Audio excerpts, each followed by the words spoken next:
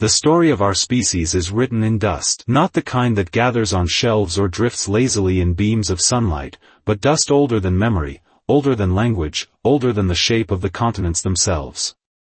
This is the dust of eroded mountains, volcanic ash, and the pulverized bones of creatures whose names have never been spoken. Somewhere within that dust, our beginnings are scattered, and in places, entirely missing. Imagine standing on the edge of a canyon at dawn. The rock layers stretch beneath your feet like the pages of an ancient book, each band of color a chapter in Earth's biography. Some pages are thick with detail, shells pressed into limestone, the impression of a fern in shale, the clean edge of a volcanic layer telling of a single violent day. But then there is a gap, a section torn away, the story interrupted. No matter how far you lean over the edge, the missing part of the book is gone. This is the 1 million year gap in human history. It sits between the known worlds of our past like an ocean between continents. Before it, we have the slow rise of early humans, primitive tools, fire perhaps tamed in isolated places, migrations etched faintly into the soil. After it, we see the stirrings of something new, sharper tools,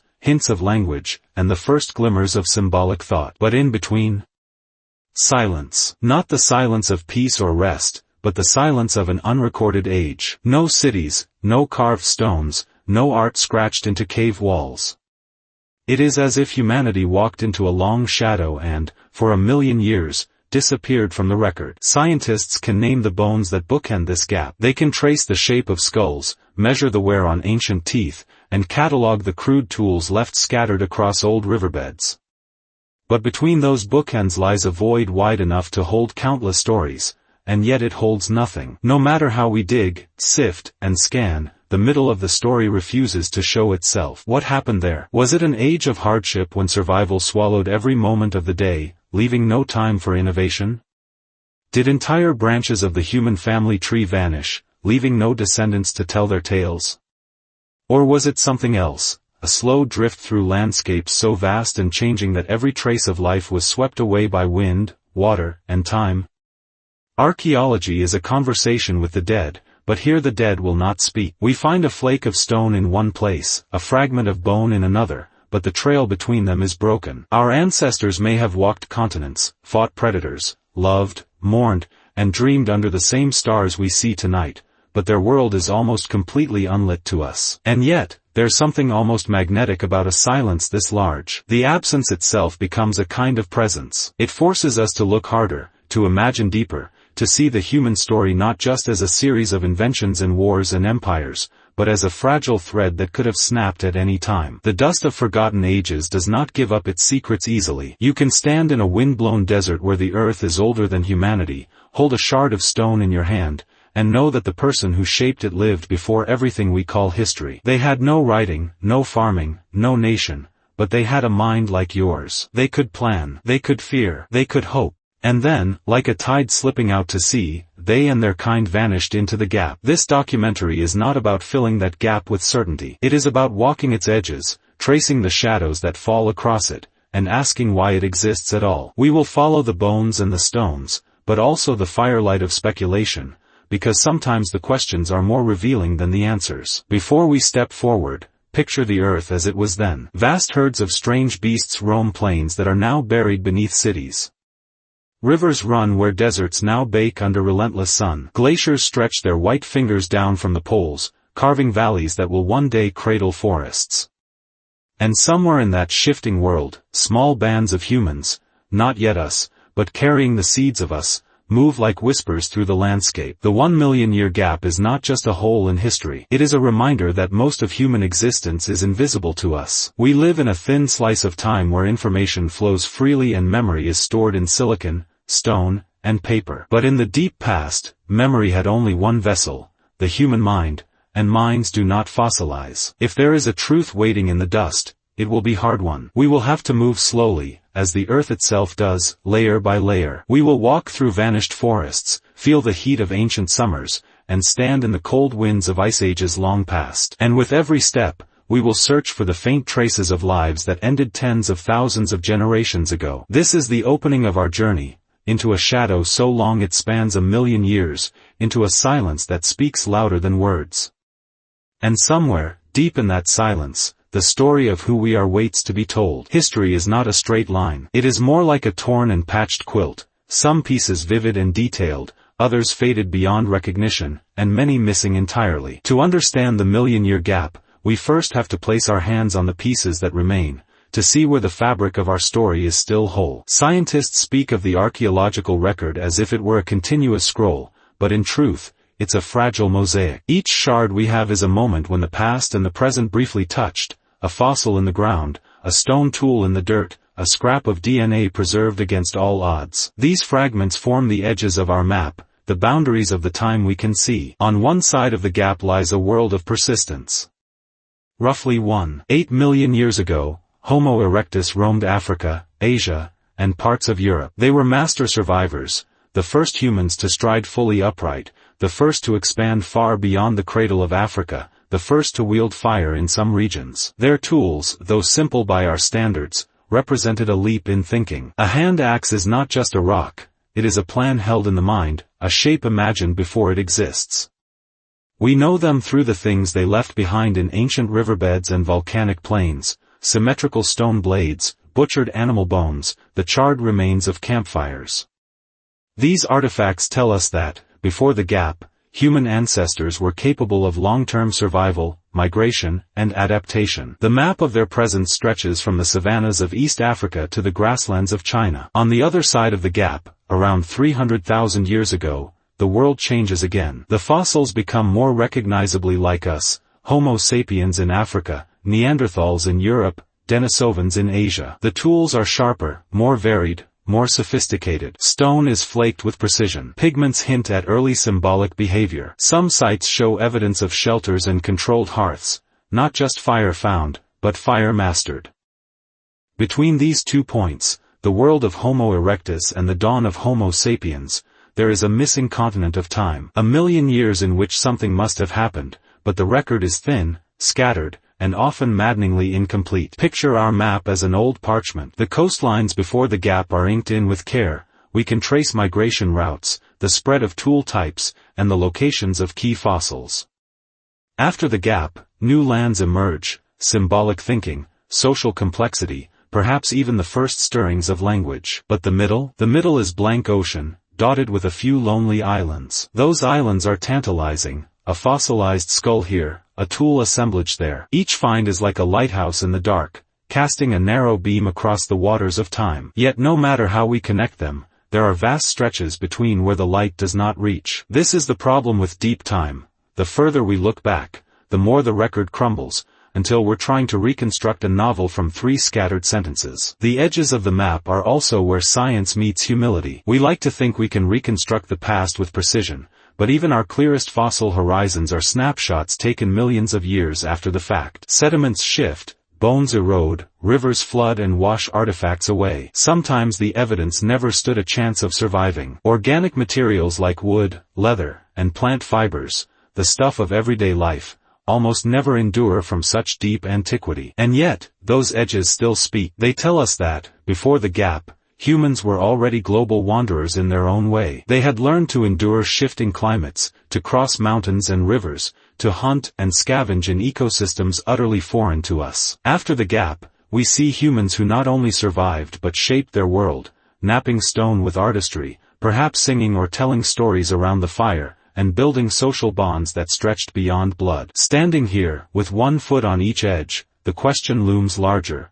What happened in between? How do you go from the steady, enduring presence of Homo erectus to the sudden flowering of complex behaviors we see later? Was it a slow, invisible evolution, or a series of sharp, defining events? The metaphor of a map is useful but misleading in one way. It tempts us to think of the missing space as empty. In truth, the million-year gap was almost certainly filled with life, dense, tangled, and changing. Our ancestors didn't stop walking, hunting, loving, fearing, or dying during that time. They simply walked beyond the reach of the ink. The known edges also serve another purpose in our journey. They give us a frame. Without a frame, the gap is just a void. With a frame, it becomes a mystery. And mysteries invite pursuit. As we step away from the edges and prepare to sail into the blank space, we must carry these images with us. The steady gaze of Homo erectus watching the sun set over a savanna that no longer exists, the flicker of controlled firelight 300,000 years ago, casting shadows over the faces of humans who could almost be mistaken for us. These are the anchor points of our story,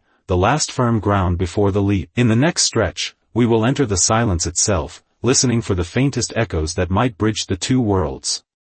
But before we do, take a moment to stand here, on the cliff edge of time, and look across that vast and empty sea. Somewhere out there, 1,000,000 years are waiting. The earth keeps secrets well. It buries them under layers of sediment, locks them away in caves, scatters them in riverbeds, or swallows them beneath the ocean floor. Archaeology is the act of coaxing those secrets back into the light. But there are times, and the 1,000,000-year gap is one of them, when the earth refuses to speak at all. Stand on an excavation site from the right period, and you can feel the silence physically. The layers above and below may be rich with history, tools, bones, even traces of hearths and shelter. But the layer that should hold the heart of the gap often offers nothing but stone, sand, and dust. It is not just an empty page, it is a page scraped clean. For archaeologists, this is maddening. In more recent eras, you can trace cultures from pottery shards, ruins, and burial sites. Even tens of thousands of years back, you can find rock art, beads, or tools. But here, the record grows thin. Every new dig in this time frame is a gamble. Will it yield a clue, or will it give only the indifferent face of stone?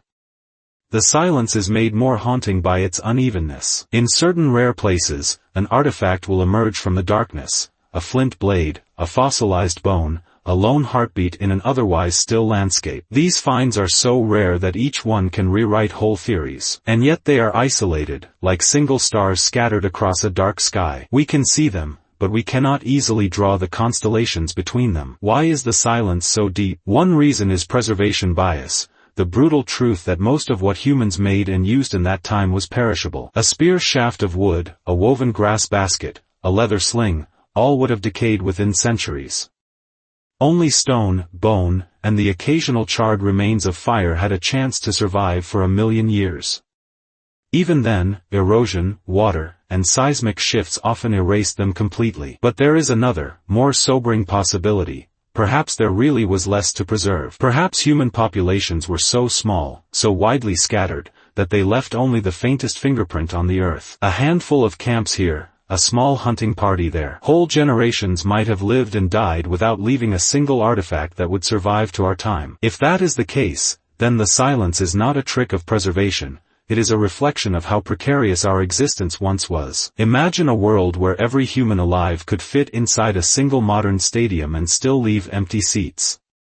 Now imagine those humans spread thinly over thousands of miles, each group never knowing the others even existed. That is the scale we may be dealing with. The stones do not speak, but they hint. A scatter of tools in East Africa, another in the Levant, another in India, like footprints emerging briefly in mud before vanishing into the grass. Geologists can date the layers, match them to climatic shifts, even identify the types of stone used. But the context is missing. Who made these tools?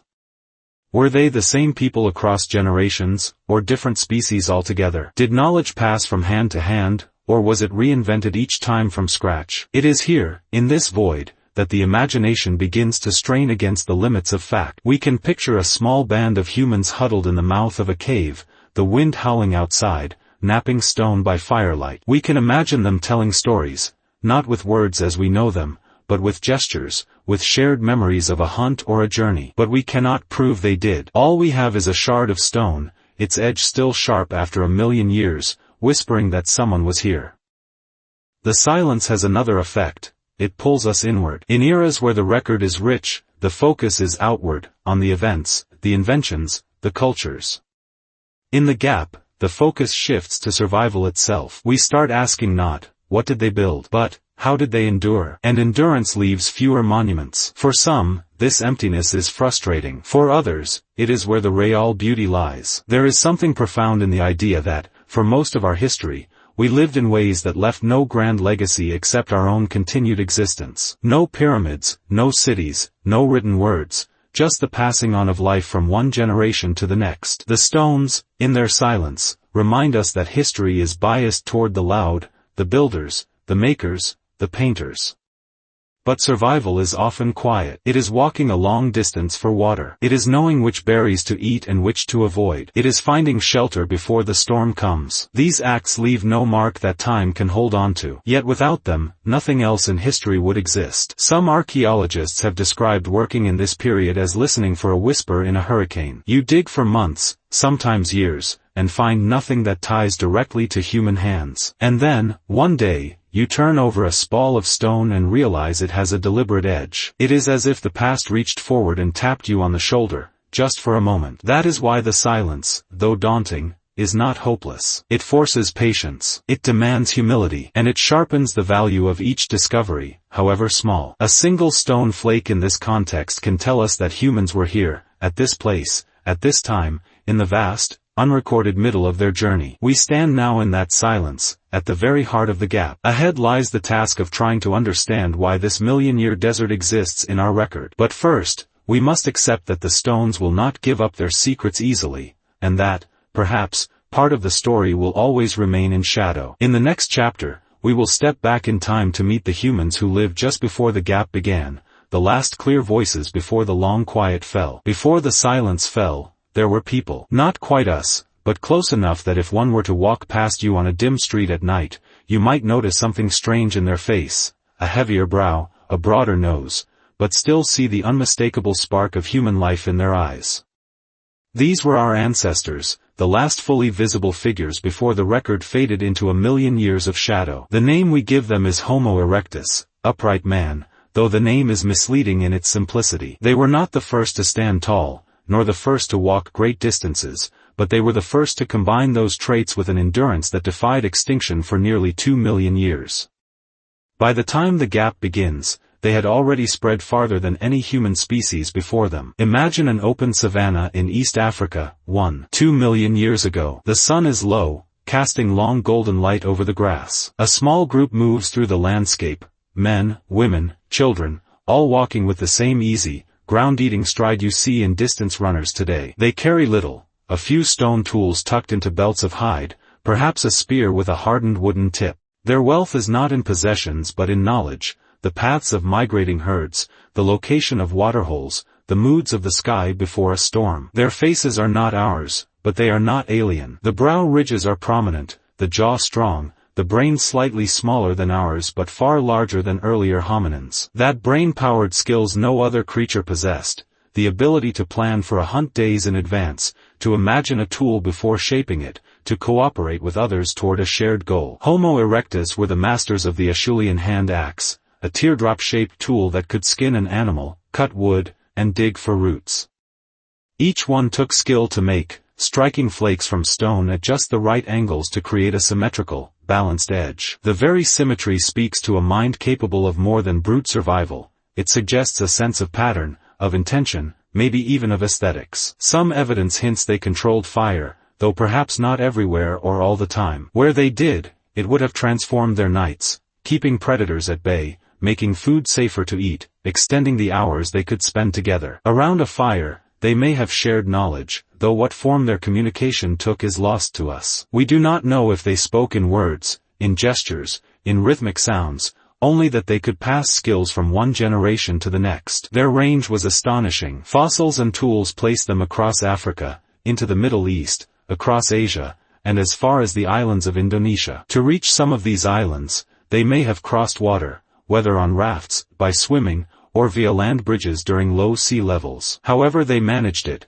they were not bound by a single continent. They had begun humanity's long habit of exploration. And yet, for all their resilience, they lived in a world of constant risk. The landscapes they crossed were home to predators far more dangerous than any today: saber-toothed cats, massive hyenas, giant snakes, crocodiles large enough to swallow a person whole. Even a simple hunt could be deadly. A misjudged throw of a spear, a slip in rocky terrain, a gash from an animal's tusk could mean infection and death. There were no doctors, no medicines beyond what could be found in plants and herbs. We can guess at their social structure from modern hunter-gatherers and from the needs of survival. Small bands of 20 to 40 individuals, perhaps loosely connected to other bands, likely shared food and protected one another. The young learned by imitation, the elders carried the memory of good seasons and bad, the locations of resources, and the signs of danger. For Homo erectus, the world was not divided into wild and home, it was all one vast, living system, and they were a part of it. The rivers that fed them also fed the predators. The plains that gave them game could dry into dust. The forests could burn in lightning storms. Every movement through the land was a negotiation with forces far larger than themselves. And yet they endured. For hundreds of thousands of years, their way of life persisted with only gradual changes in tools and techniques.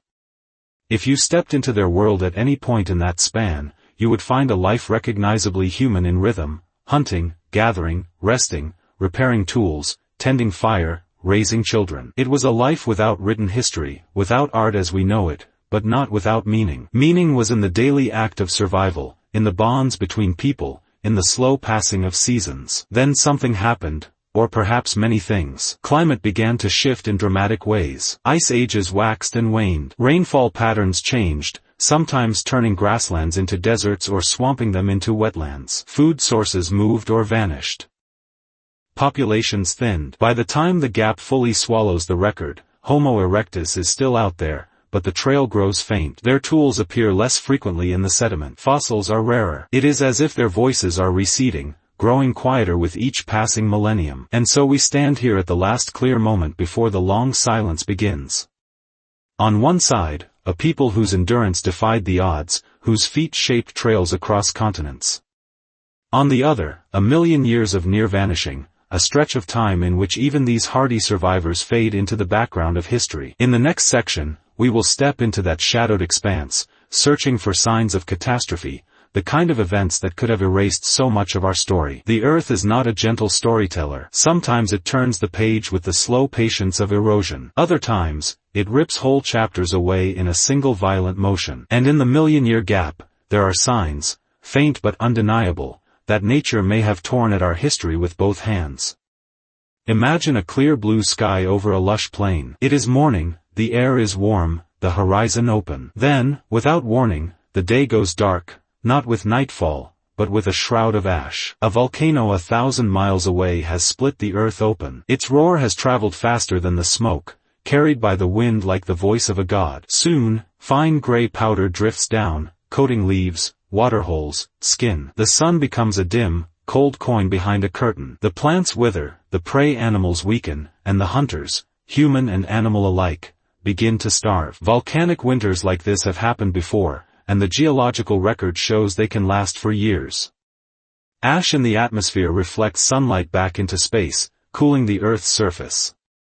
Even tropical regions can suffer frost. Crops, if they exist, fail. In a hunter-gatherer world, the entire food chain buckles. The 1 million-year gap may hide more than one such disaster. Volcanoes were not the only culprits. The ice ages, relentless, cyclical, and unforgiving, reshaped continents and erased habitats. Glaciers the size of countries ground their way across the land, carving valleys, rerouting rivers, and locking water into frozen walls hundreds of meters high. When the ice advanced, sea levels fell, revealing new landscapes but also turning lush coasts into barren expanses. When it retreated, seas rose, swallowing the places where people once lived, taking their traces with it. Between these frozen periods were times of sudden heat. Climate did not shift gently, it lurched. In a few centuries, rainfall patterns could reverse, green lands could become deserts, and deserts could bloom into grasslands. For small human populations, these swings were lethal. A group adapted to hunting reindeer on open tundra could find itself in dense forest within a few generations,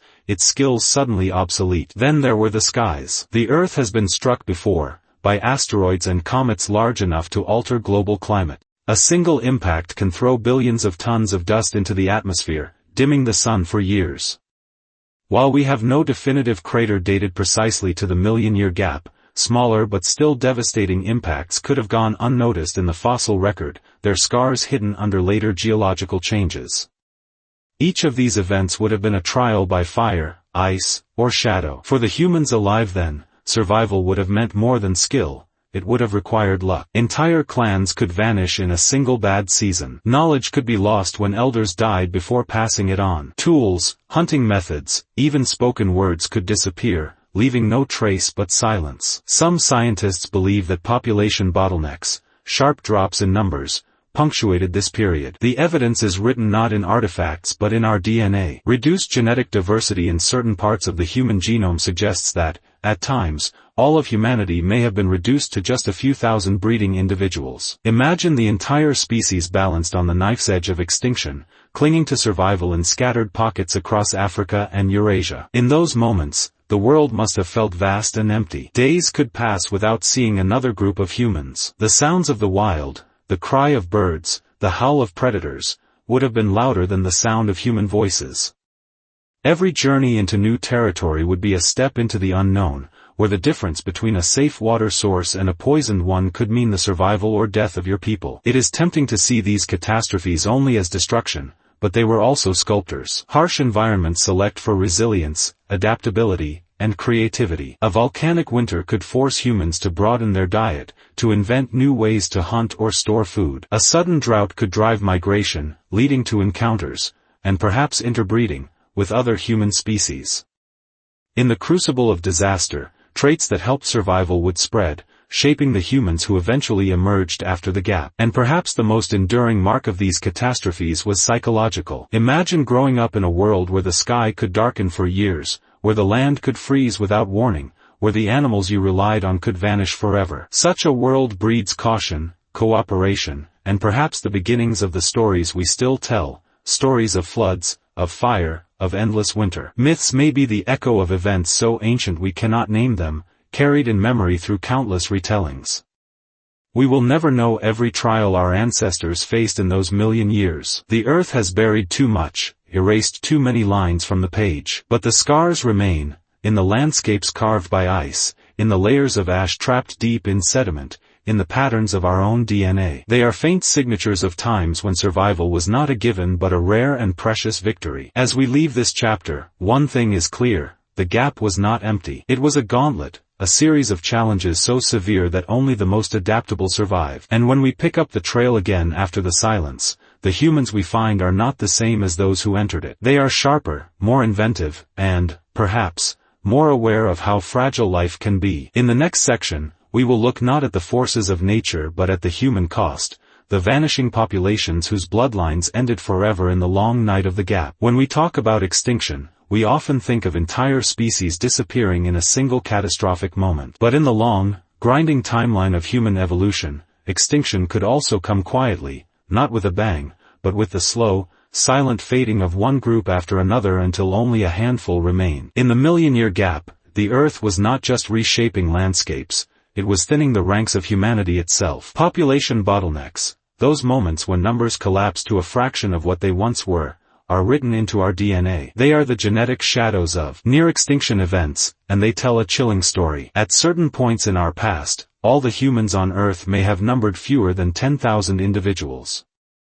That is smaller than many modern towns. Imagine the entire species living in scattered bands, each isolated from the others, each unaware that somewhere far beyond the horizon another group like them still clung to survival. The causes were many. Climate chaos could strip a region of food in just a few seasons. A volcanic winter might freeze the savannas, driving herds to migrate beyond reach. Drought could shrink rivers to muddy trickles, making once rich hunting grounds barren. And for a small group of humans, these changes didn't just mean hunger, they meant the collapse of everything familiar. When resources dwindled, groups splintered. Families split apart in search of food, knowing they might never reunite. The smaller the population, the more fragile it became. A single harsh winter, a disease spreading through a camp, or an unlucky encounter with predators could wipe out an entire lineage. The knowledge that group carried, the locations of waterholes, the techniques for shaping a particular kind of tool, the memory of a safe migration route, would vanish with them. These were the unrecorded endings of human cultures, lost forever to the silence of the gap. Some groups likely died out without ever seeing another human face outside their own kin. Their world was small, perhaps only a few square miles they knew intimately, and beyond that lay uncertainty. To leave meant risking the unknown. To stay meant risking starvation. It was a choice repeated over and over in the deep past, and for many, there was no right answer. For those who survived, the emotional cost must have been immense. We cannot know their thoughts, but we can imagine the strain. The loss of a child or a hunter was not just grief, it could mean the difference between eating and going hungry, between surviving the winter or not. Death was not a rare interruption to life, it was a constant shadow. Isolation also had other costs. Small populations mean less genetic diversity and, with it, greater vulnerability to disease and inherited weaknesses. Over time, this could weaken a group's resilience, making them even more susceptible to the next environmental shift. A vicious cycle, fewer people leading to less adaptability leading to fewer people, could continue until the last member of a lineage was gone. And yet, somehow, some survive. The survivors may have done so by chance, living in a region spared the worst of a climate swing, or by skill, exploiting resources others ignored. Some may have been unusually adaptable, able to change hunting strategies, diet, and territory in response to new challenges. It's possible that cooperation between groups, rare though it might have been, was a deciding factor, a sharing of resources or mates that kept genetic diversity from collapsing entirely. These survivors carried forward more than just their genes. They carried fragments of knowledge, techniques, and perhaps even oral traditions, a way of shaping stone, a hunting method for a particular animal, a route across dangerous terrain. These fragments, passed through generations, could resurface hundreds of thousands of years later in the hands of their descendants. But for every survivor, there were countless others whose stories ended. We will never know their names, their languages, the small joys or tragedies of their lives. They are absent from our maps and our museums, existing only as statistical ghosts in genetic data. And yet, without their struggles, and the lessons learned in their failures, the humans who emerged after the gap might not have been the same. Some scientists believe that these bottlenecks shaped us profoundly. When populations are small, certain traits can spread rapidly, not just physical traits, but behavioral ones. Adaptability, cooperation, curiosity, these may have been sharpened by the long grind of survival in the gap. The humans who stepped out on the other side were, in this view, forged in fire, the descendants of those who could endure scarcity, isolation, and change. It is worth remembering that in such small populations, everyone mattered. Every skilled hunter, every elder with memory of a migration route, every child who might grow to carry the lineage forward, all were vital. Losing even one person could alter the fate of the entire group. In this way, the million-year gap was a crucible not just for evolution but for the human sense of value and interdependence. If we could stand beside one of those groups at the height of the gap, we might see resilience in its rawest form. No grand tools or monuments, no art carved in stone, just people, watchful and lean, their lives a daily negotiation with an unforgiving world. They would not know they were living in what we now call a gap. For them, life was simply the way it had always been, hard, uncertain, precious. As we leave this chapter, one fact becomes clear. The million-year gap was not a time when humanity stood still. It was a time when humanity nearly vanished. The thin thread that carried us through was stretched to breaking, and yet, somehow, it did not snap. In the next section, we will turn from the visible traces, the shrinking populations, the genetic bottlenecks, to the invisible record carried inside us, the clues hidden in our own DNA that whisper of forgotten ancestors and ghost lineages. The stones may be silent, but our blood remembers. Every living human carries within their cells an unbroken chain of life, stretching back through the million-year gap, through countless generations, through deaths and births beyond counting. Most of that chain is invisible to us, but in the last few decades, science has learned to read it like a palimpsest, uncovering faint and ancient traces of people who have otherwise vanished. Our DNA is not a perfect record, it is a living one, constantly edited by mutation, recombination, and chance. But certain patterns survive for tens of thousands, even hundreds of thousands, of years. By comparing the genomes of people across the world, scientists can look for divergences, points where two populations split from a common ancestor, and for convergences, where previously separate groups interbred. When we turn that lens on the million-year gap, strange things emerge. The first revelation is that our family tree is less a neat branching diagram and more a dense, tangled thicket. In the last million years, multiple human species walked the earth: Homo erectus, Homo heidelbergensis, the Denisovans, the Neanderthals, and perhaps others whose bones we have never found. Many of them overlapped in time and space. And they did not live in isolation. They met, and sometimes they had children together. Some of those encounters are recorded in our genes as what scientists call introgression, the flow of DNA from one species into another. Modern humans outside Africa, for example, carry small percentages of Neanderthal DNA. People in parts of Asia and Oceania carry Denisovan DNA. These genetic fragments influence traits as subtle as immune system responses and as visible as skin and hair adaptations to certain climates. But in the million-year gap, there are signs of something stranger still. Ghost lineages. These are genetic signatures that don't match any known fossil population. They are like footprints on a beach where no one has been seen walking. The simplest explanation is that there were other human groups, now extinct, whose DNA still lingers in us. We don't know their names, their appearance, or the extent of their world, only that they existed and that they left a trace in the people who survived. One such ghost lineage may have diverged from our ancestors over 1 million years ago, persisted through part of the gap, and then interbred with a population that eventually gave rise to modern humans. The result is that somewhere in your own genetic code may be sequences first carried by a species that has been gone for hundreds of thousands of years. Genetics also reveals the bottlenecks we discussed earlier. When populations shrink drastically, certain genetic variants can vanish entirely, while others can become fixed in the population purely by chance. These events leave signatures, regions of the genome with unusually low diversity.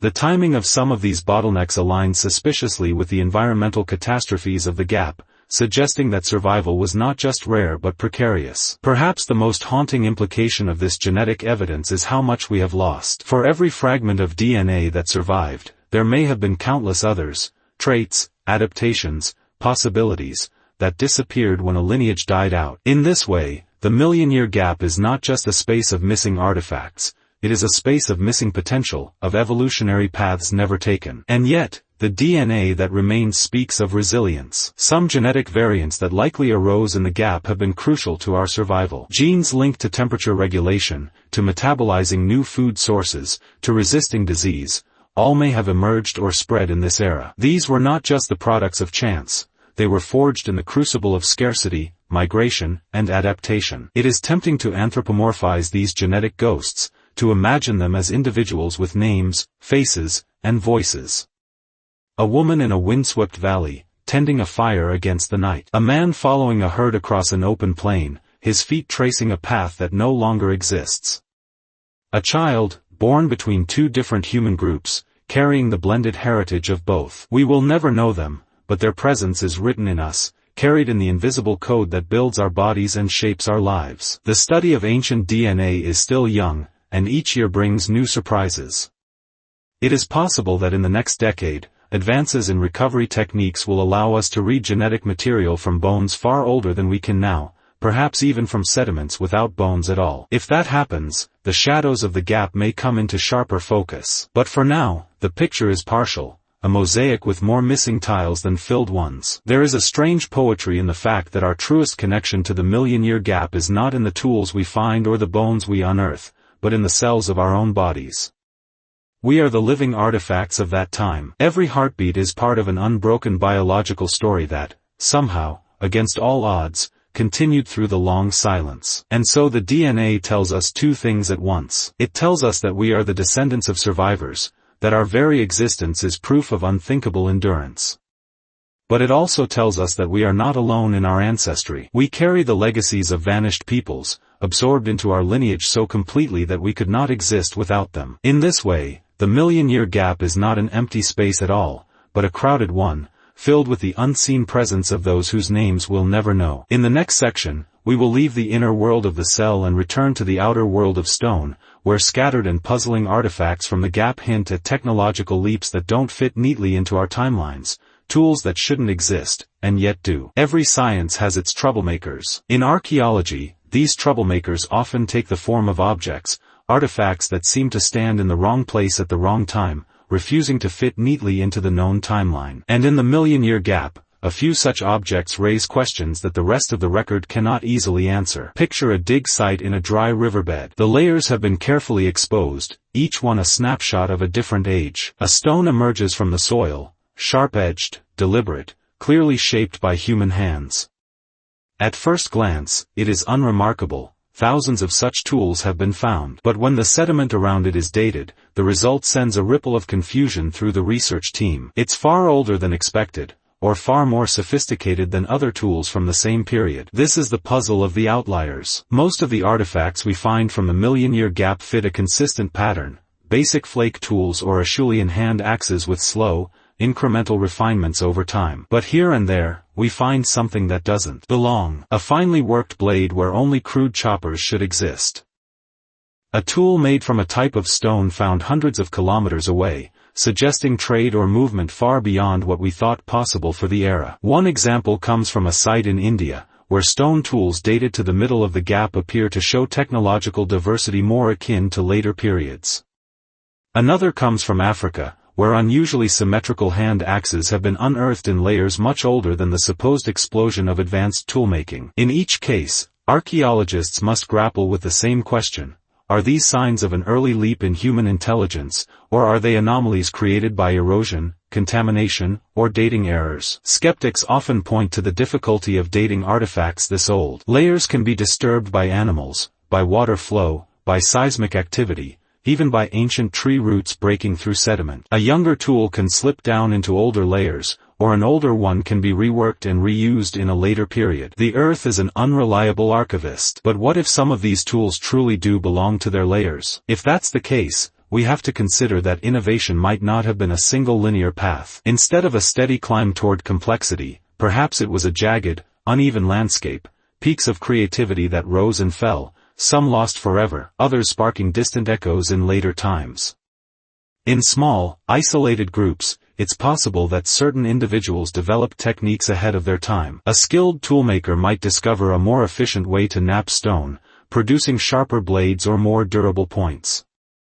But without a large population to spread this knowledge, the innovation could die with them. In this way, the million-year gap may have held countless firsts: the first finely barbed spear, the first true hafted axe, that appeared briefly and vanished. There's also the possibility of cultural drift. A group might adopt a new toolmaking style not because it's more efficient, but because it's tied to identity, ritual, or prestige.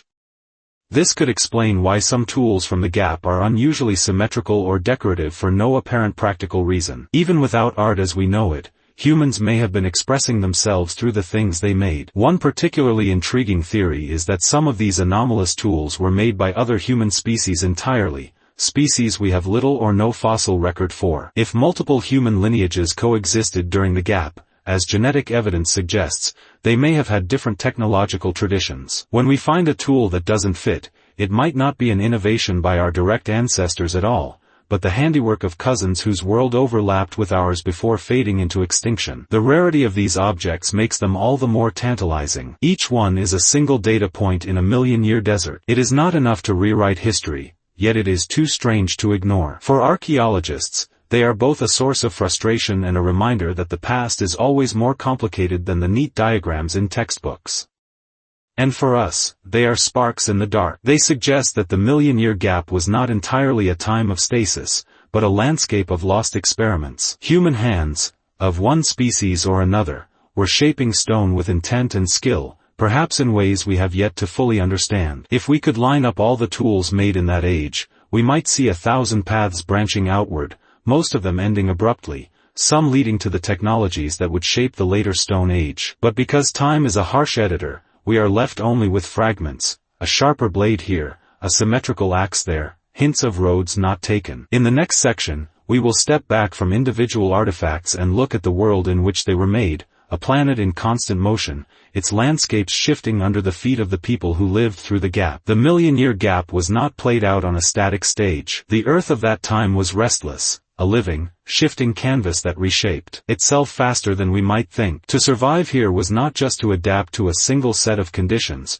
but to navigate a world in perpetual transformation. Imagine the continents as they were then. Africa, still the cradle of humanity, was connected to Eurasia by shifting land bridges in the north, a corridor that opened and closed with the ebb and flow of ice ages. The Mediterranean was smaller, its coast stretching farther out when sea levels dropped. Arabia alternated between being a parched desert and a green, river-fed savanna, depending on the tilt of the Earth's axis and the rhythms of monsoon rains.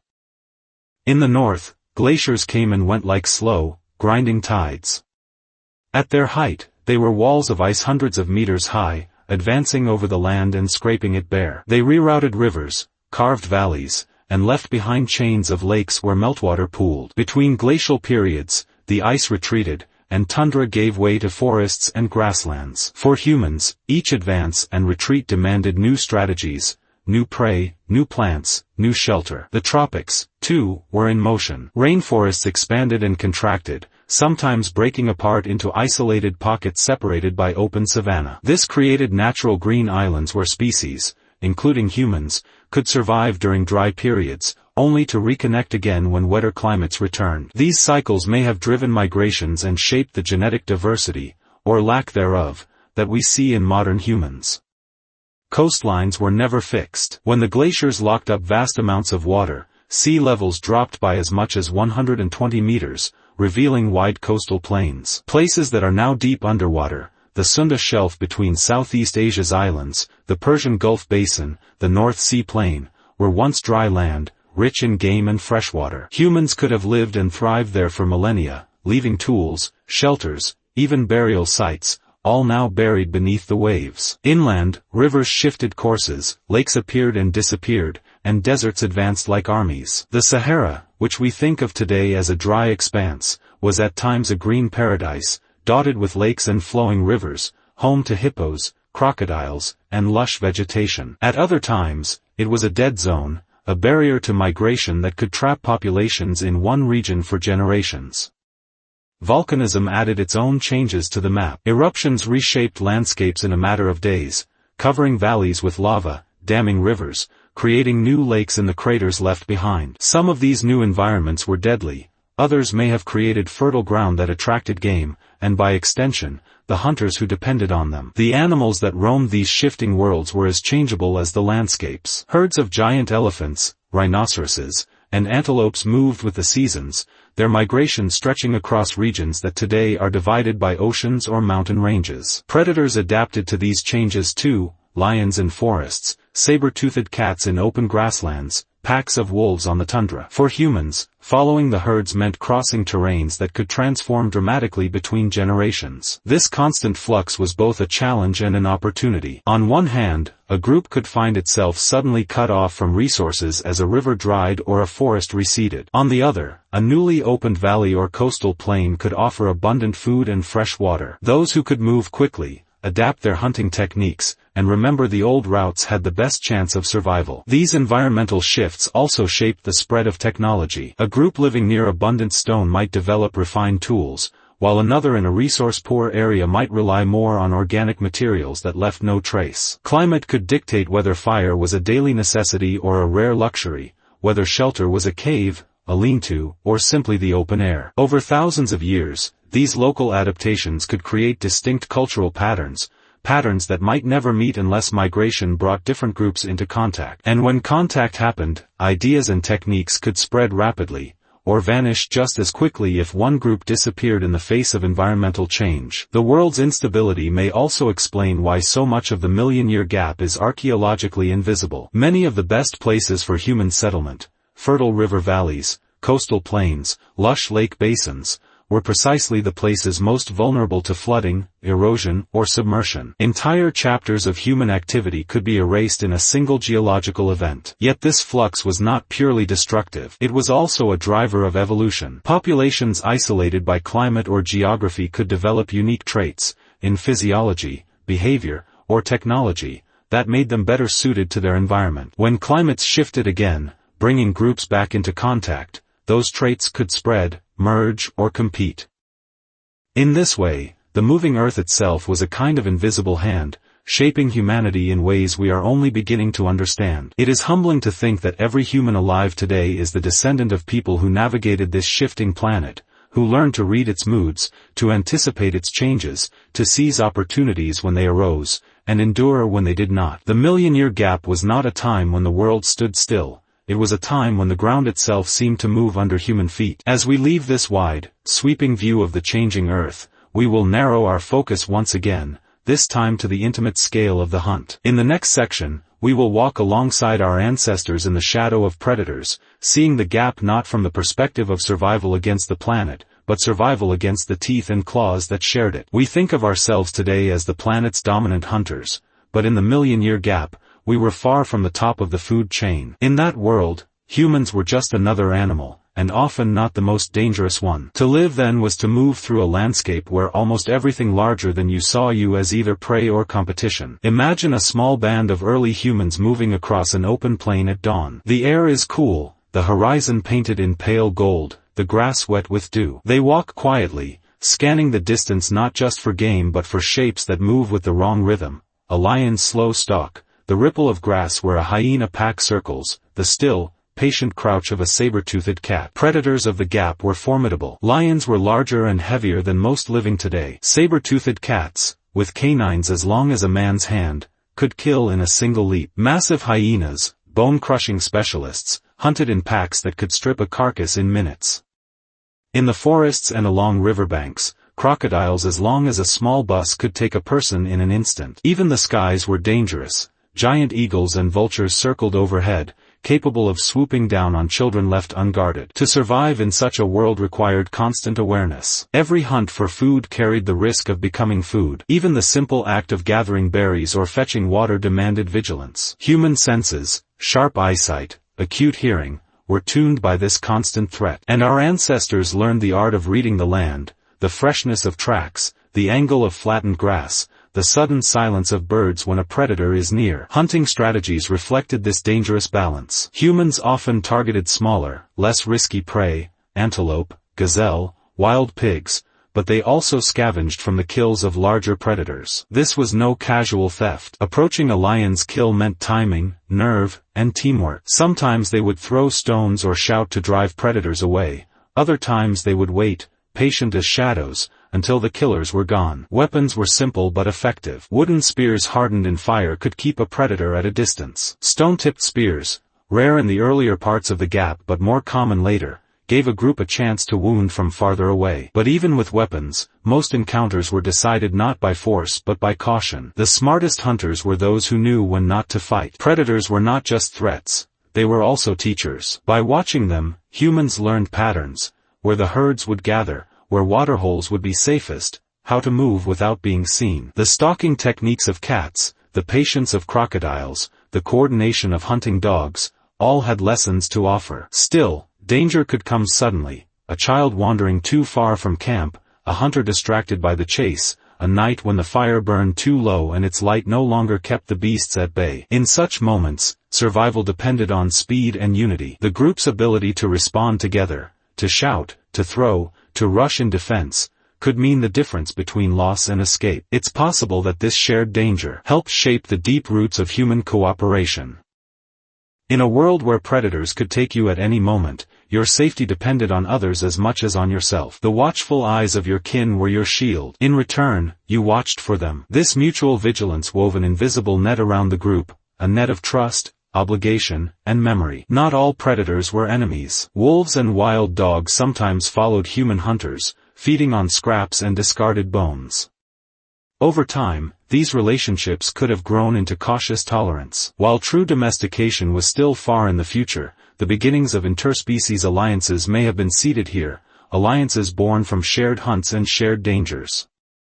And humans were not always the hunted. In certain conditions, they could become formidable hunters of even the largest prey. Working together, a group could surround a giant herbivore, drive it into a trap, or exhaust it through persistence hunting, chasing it over long distances until it collapsed from heat and fatigue. These hunts were rare and risky, but when they succeeded, they provided a feast that could sustain the group for days. The line between hunter and hunted was never fixed. One day's prey could be tomorrow's predator, depending on luck, terrain, and the balance of numbers. This fluidity kept humans humble and cautious. The million-year gap was not an age of dominance, it was an age of survival, and survival meant respecting the power of the other creatures who shared the land. Predators also entered human stories. We cannot know the exact words or gestures our ancestors used, but we can imagine tales told around the fire, warnings, lessons, boasts of narrow escapes. The memory of the great cats, the crocodiles, the snakes may have been passed down for generations,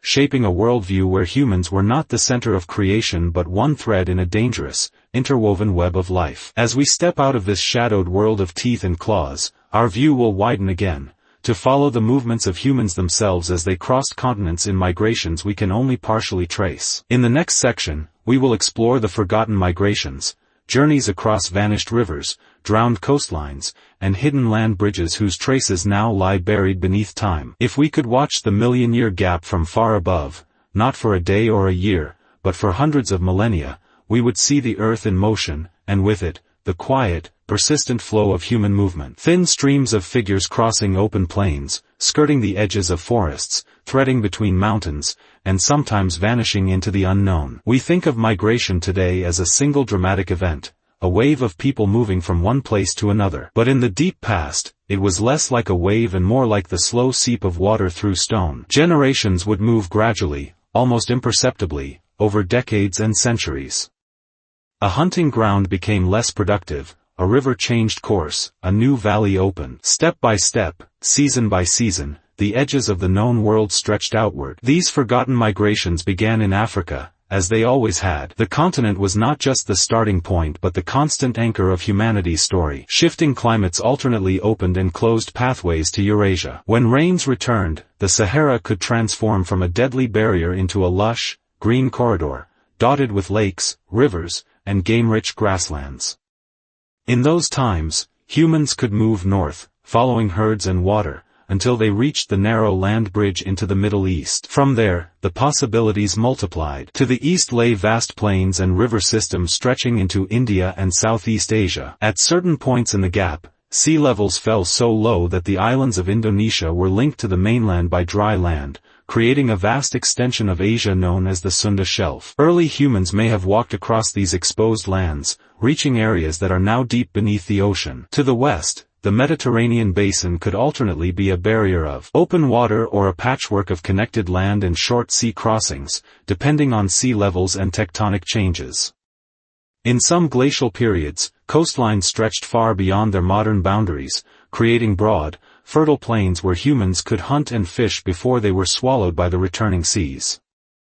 Some routes were easier than others. Following rivers was a natural choice. They provided fresh water, food, and predictable pathways through the land. Ancient river systems, some now dry or buried, would have been vital lifelines for migrating groups. Lakes, too, served as magnets for human settlement, offering fish, waterfowl, and game drawn to drink at their shores. But these migrations were not aimless wanderings. They were driven by necessity, the slow push and pull of survival. A prolonged drought might force a group to leave a familiar home in search of better resources.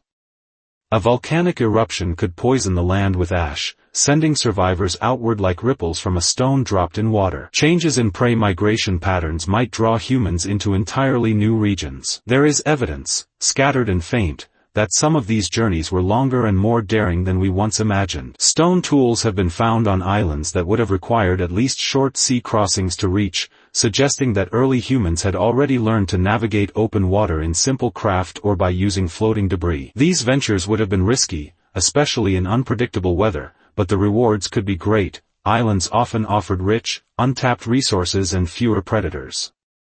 Many of these migrations likely ended in failure. A group might reach a new land only to find it barren or dangerous, forcing them to retreat or perish. Others might survive for generations, only to vanish later without leaving a trace. In some cases, migration may have brought humans into contact with other hominin species, encounters that could lead to competition, conflict, or the exchange of genes and technologies. The traces of these movements are frustratingly elusive. Footprints in ancient mud, now fossilized in stone, offer fleeting glimpses, a small group walking together, perhaps adults and children, their steps frozen in time for hundreds of thousands of years. Stone tools, often the only surviving artifacts, can tell us where people lived, but not exactly where they came from or where they went. Even genetic evidence is partial, hinting at ancient mixing without revealing the full map of the journeys. And yet, the pattern emerges. Humans in the million-year gap were not static. They were explorers, even if they never saw themselves that way. They pushed into new lands because survival demanded it. They adapted to new climates, new prey, new threats.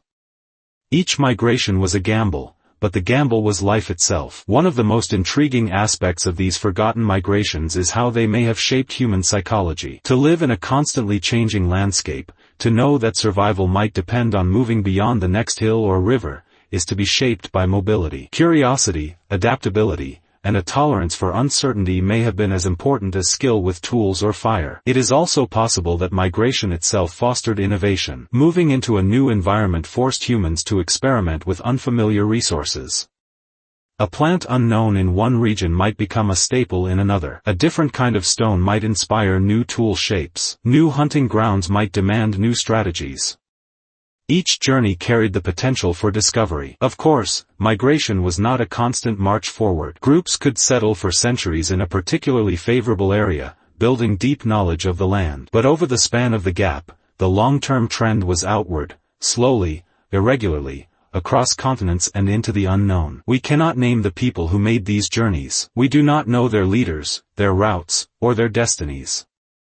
But we can imagine the moments they shared, a band cresting a ridge to see a valley spread out before them, the first cautious steps onto an unfamiliar shore, the relief of finding water after days of searching. These were the milestones of their lives, even if they never thought of them as history. And perhaps the greatest tragedy of the million-year gap is that so many of these migrations ended in erasure. The plains they crossed are now ocean floors. The camps they built have been ground to dust by glaciers. The trails they followed have been swallowed by forests or deserts. All that remains are a few scattered stones and the faint echoes of their genes. In the next section, we will leave the vast landscapes and follow our ancestors into the heart of their camps, to sit beside their fires and imagine the slow flowering of culture during the gap, in a world where each ember of human ingenuity had to be protected against the night. Night in the deep past was absolute. Without fire, darkness was not just the absence of light, it was a physical presence, a living thing that pressed close, filled with the sounds of unseen life. The wind carried the distant roar of predators, the rustle of leaves under cautious feet, the splash of something moving in the river. In such a world, fire was more than warmth or light. It was a fragile fortress. Imagine a small group of humans gathered in the glow of such a fire. The flames crackle, sending up spirals of sparks that drift and vanish into the night sky. Beyond the circle of light, the world is unknowable,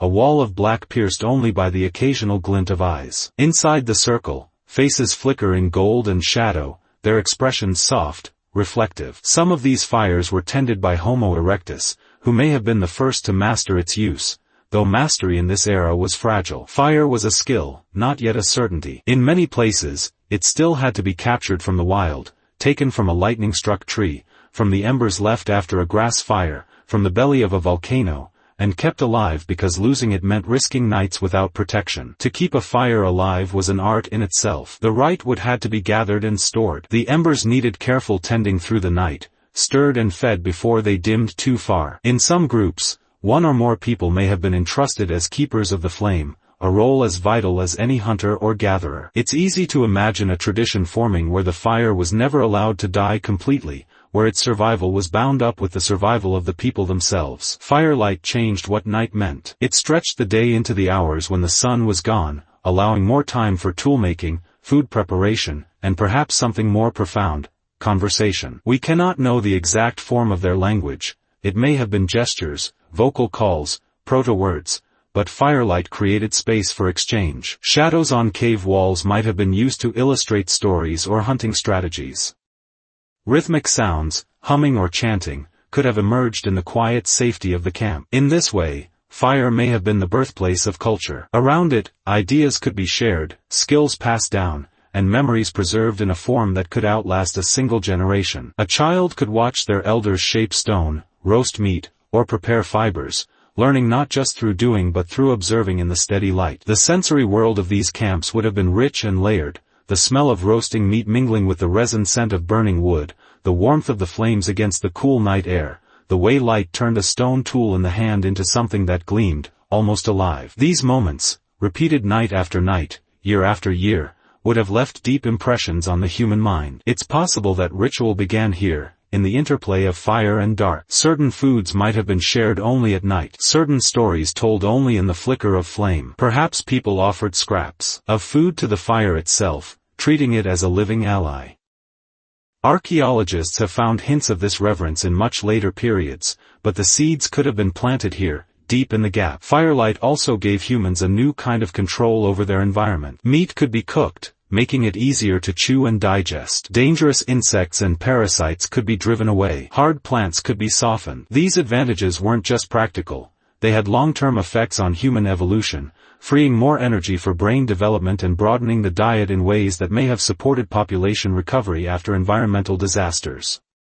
But perhaps the most transformative power of fire was psychological. To sit by a fire in the dark is to have a center, a fixed point around which the mind can rest. In a life of constant movement and danger, the campfire was a rare place of stillness. It may have been the first true home, even if home lasted only a few nights before the group moved on. These moments of safety would not have been taken for granted. At any time, danger could pierce the circle of light, a predator emboldened by hunger, a sudden storm, a branch falling from above. The fire was a shield, but not an invincible one. Its light made the darkness beyond seem deeper, its warmth making the cold air at the edges sharper. This contrast would have heightened the sense of belonging and protection within the group. It's not hard to imagine how these fires became woven into identity. Our fire may have been more than a physical flame, it could have meant the group itself, the bond that kept them alive. The passing of embers from one camp to another might have been an act of kinship or alliance. Losing the fire might have been as devastating as losing a member of the group. In the million-year gap, there were no permanent monuments, no carved stones, no written records. But there were these circles of light scattered across the continents, each one a small point of human presence against the vast dark. And though the embers of those ancient fires are long cold, their legacy burns in every hearth, every candle, every flicker of flame we kindle today. From the glow of these camps, we now step into murkier territory, not the tangible warmth of fire, but the elusive heat of speculation. In the next section, we will explore one of the most provocative ideas about the million-year gap, that perhaps it hides the traces of early, forgotten civilizations, societies advanced for their time, erased so completely that only whispers of them remain. For most archaeologists, the million-year gap is explained by scarcity, of people, of artifacts, of survivable conditions. But there's another, more provocative idea, one that slips in from the edges of science into the territory of speculation. What if the gap hides the traces of early civilizations? Not civilizations in the modern sense, no skyscrapers, no steel, but societies advanced for their time, capable of building, shaping, and organizing in ways we did not expect for that age. The problem with deep time is that it erases almost everything. A wooden hut can rot away in decades. Woven cloth disappears in months. Even stone structures, without maintenance, crumble to dust in a few thousand years. Multiply that by hundreds of thousands of years, and you begin to see the scale of the challenge. If a small, organized human society existed during the gap, it could vanish so completely that the earth would swallow every trace. Some researchers point to anomalies, a handful of sites where artifacts seem unusually sophisticated for their age, or where environmental conditions suggest the possibility of large, sustained communities. For example, certain river valleys in Africa and Asia show repeated signs of occupation over long periods, with tools that suggest a degree of planning and specialization beyond what small, nomadic groups might produce. Are these hints of something more organized, or simply the work of particularly resourceful bands? The phantom civilization theory gains energy from what we know about later history. Time and again, we've found that ancient humans were more capable than we assumed. Neanderthals, once thought brutish and primitive, are now known to have buried their dead and possibly made art. Indigenous cultures across the globe engineered landscapes, managed resources, and built enduring monuments long before outsiders gave them credit. Could something similar have happened even earlier, only to be erased by time? Critics argue that this is unlikely. Civilization, in the archaeological sense, requires sustained agriculture, permanent settlement, and complex social structures, none of which we have evidence for in the million-year gap. The mobile hunter-gatherer lifestyle was, by all indications, the dominant survival strategy, and it leaves few permanent marks on the land. Without large-scale building or farming, the material traces of such a society would be too fragile to survive for so long. And yet, the absence of evidence is not evidence of absence. In certain parts of the world, the most promising archaeological layers are buried under hundreds of meters of sediment, drowned beneath seas, or hidden in dense forests where excavation is nearly impossible. Coastal plains that might once have been home to thriving populations are now far offshore. Even in accessible areas, only a fraction of potential sites have been investigated, and most of those only partially. There's also the matter of scale. A civilization during the gap would not need to be global or even continental. It could have been a cluster of interconnected communities along a fertile river or a chain of settlements along a migratory route, maintaining contact and exchanging goods. If such a network lasted only a few thousand years, it might still leave so little behind that modern science could miss it entirely. The human mind is drawn to such possibilities, not just because they are exciting, but because they challenge our sense of linear progress. We like to imagine that culture, technology, and society evolve in a steady climb from simple to complex. But history, and prehistory, often moves in fits and starts. Advances can be made and lost, rediscovered centuries later by people who believe they are inventing them for the first time. If a phantom civilization did exist in the gap, its disappearance would be almost inevitable. A climate shift could destroy its food base. A volcanic eruption could bury its heartland in ash. Rising seas could erase its settlements. Small populations are inherently vulnerable. One or two disasters could wipe them out entirely. And if their survivors reverted to a more nomadic life, the skills and knowledge of their society could vanish within a few generations. Some modern myths and oral traditions, passed down for tens of thousands of years, speak of lost golden ages, great floods, or cities swallowed by the earth. Most of these stories come from much later periods, but the idea that cultural memory can survive extreme stretches of time is not far-fetched. Could fragments of such tales be distant echoes of events from the gap? We can't say, but the thought lingers. Ultimately, the phantom civilization hypothesis is less about proving a specific theory than about widening our perspective. It reminds us that the past is bigger than our current evidence. We have uncovered only scattered islands of knowledge in an ocean of time. What lies beneath the waves remains, for now, invisible. As we leave this speculative territory, we return to firmer ground, not in the soil beneath our feet, but in the very code of life. In the next section, we'll examine the great genetic gamble, how natural selection, environmental pressure, and chance shaped the humans who would one day step out of the gap. Every life is a wager. In the million-year gap, every birth was a roll of the dice, a gamble that the newborn would survive long enough to pass on their blood, that their traits would be an advantage rather than a liability, that the world they grew into would still have space for them. Natural selection is often described as purposeful, as if it's a careful craftsman shaping life toward a perfect form. But in truth, it's a ruthless casino where the rules change constantly. The environment sets the odds, and the winnings are measured in survival. In the gap, those odds were brutal. Each generation faced an unstable world, shifting climates, disappearing prey, new predators, unpredictable landscapes. The traits that kept you alive one decade could doom you in the next. A body built for speed on the open plain might become a burden if forests closed in. Skill at fishing would be useless in a drought. A thick coat of hair could save you in a cold snap, then kill you in the next heat wave. Genetics is the silent currency of this gamble. Mutations, tiny changes in DNA, happened constantly. Most were neutral, some harmful, and a rare few helpful. In small populations like those of the gap, a single mutation could spread quickly if it offered even a slight edge. But the opposite was also true. A disadvantage could linger for generations simply because there were too few people for natural selection to weed it out quickly. This is where chance, genetic drift, plays its quiet, invisible role. Sometimes survival had little to do with fitness and everything to do with luck. An advantageous mutation might vanish forever if its carriers died in a flood or were killed by predators. A neutral trait might dominate a population simply because the individuals who had it happened to survive long enough to reproduce. In this way, evolution during the gap was not a straight march forward but a chaotic shuffle. Different human groups experimented with different solutions to survival: taller, shorter, more robust, more gracile. Brain sizes fluctuated, as did body proportions, depending on the demands of each environment. The humans who emerged at the far side of the gap were the products of countless experiments, most of which ended in failure. And then there were the interbreeding events, the moments when different human species crossed paths and produced children. These encounters were themselves genetic gambles. Sometimes the mixing produced individuals less fit for the environment. Other times it created hybrids with a combination of traits that offered a crucial advantage: immunity to a disease, resistance to cold, or an ability to metabolize new foods.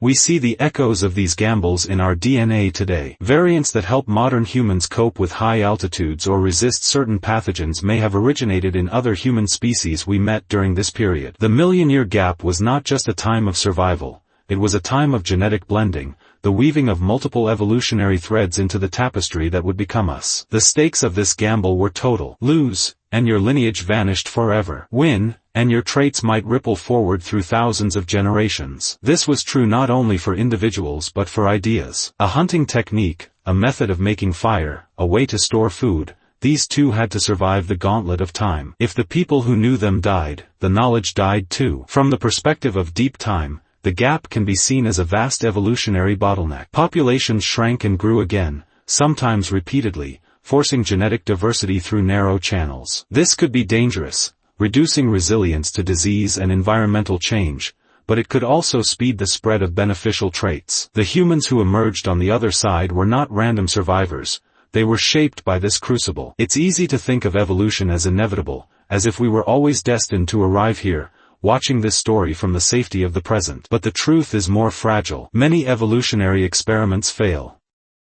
Entire species with potential vanish. If the dice had fallen differently, if one volcanic eruption had been slightly larger, if one glacial advance had lasted a little longer, the human story could have ended in the gap, leaving the Earth to other creatures. And yet, we didn't vanish. We adapted, sometimes in ways so subtle they leave no fossil trace. Our muscles, our bones, our brains shifted in response to the demands of survival. We became better walkers, better toolmakers, better communicators.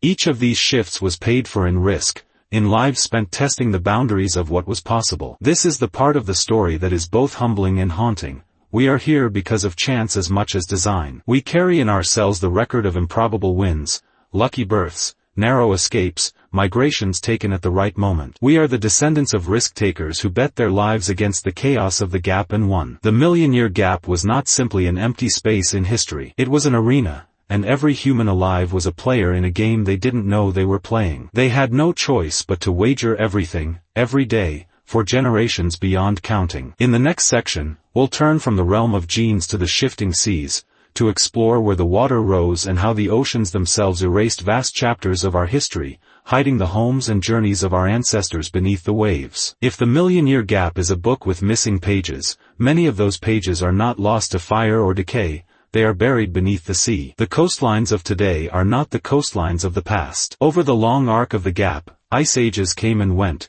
and with each cycle the oceans fell and rose by more than 100 meters. In those rises and falls, entire human landscapes were created and then erased. When glaciers locked away vast amounts of water, sea levels dropped, revealing coastal plains so broad they seemed like entire new continents. River mouths extended far beyond their modern positions, carving fertile valleys where fish swam thick and game grazed freely. Shorelines became highways, easy routes for human migration where food was abundant and the climate more forgiving than inland extremes.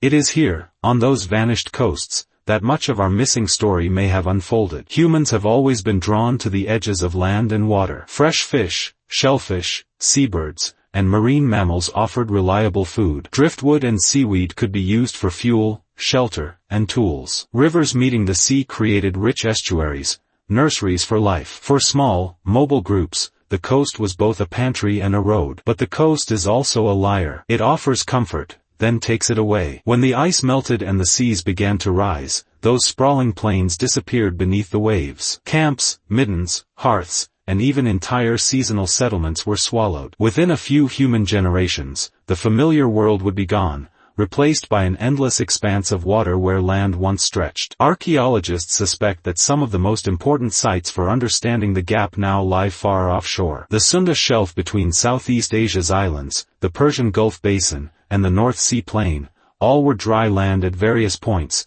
and all would have been prime human habitat. Today they are hundreds of feet below the surface, their secrets locked under layers of silt and sand. Underwater archaeology has begun to glimpse this hidden world. Off the coast of Australia, stone tools have been found submerged at depths that could only have been dry land tens of thousands of years ago. In the North Sea, dredging has brought up fossilized bones of animals, and occasionally humans, from a landscape that once connected Britain to mainland Europe. These finds are from periods later than much of the gap, but they are proof of principle. The ocean floor can hold traces of human life far older than we might expect. The challenge is that the deeper we go in time, the harder those traces are to find. Wave action, currents, and sedimentation can scatter and bury artifacts beyond recognition. Wooden structures, woven materials, and even many types of stone tools are ground down or buried too deep to recover. In some places, tectonic activity has shifted the seafloor itself, breaking apart or burying any evidence that might have survived. Yet the idea of what might be down there is compelling. Picture a wide grassy plain stretching out where the waves now roll,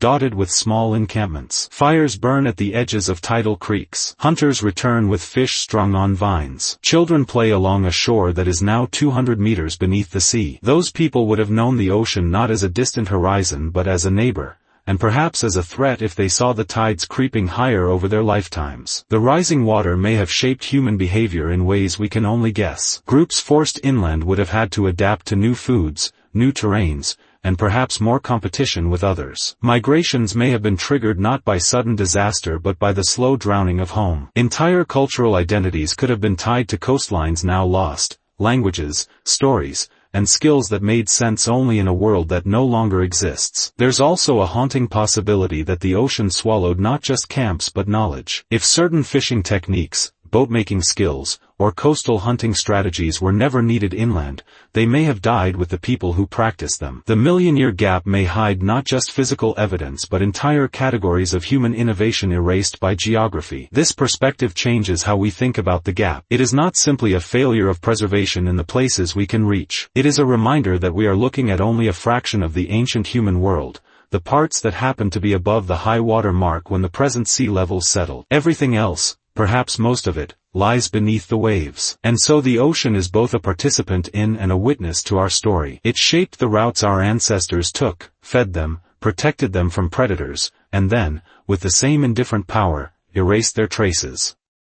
What lies below may hold answers to the questions that have haunted the gap since we first began to notice it. In the next section, we will shift from the sea's quiet erasure to the raw forces that sculpted both land and mind, ashes, ice, and time, a slow atmospheric interlude that will let us feel how the gap's climatic shifts carved not just the planet, but the human experience itself. There are chapters in history that are written in words, others in stone. The million-year gap is written in weather, in the slow pulse of ice and fire, in the whisper of wind across empty plains, in the weight of seasons that do not end. First, the ash. It begins as a shadow on the horizon, too distant to fear. Then the horizon itself rises, a column of black and red climbing into the sky. The air changes, a sharp, mineral bite in the lungs. Days later, the sun is gone, hidden behind a gauze of dust. Even at noon, the world is dim. Nights are colder now. The plants wilt. The animals thin. And for years, the sky remains strange, the seasons out of rhythm. The humans alive in such times may not have had words for eruption or climate shift, but they felt its weight in every meal that came later and every hunger that lasted longer. Then, the ice.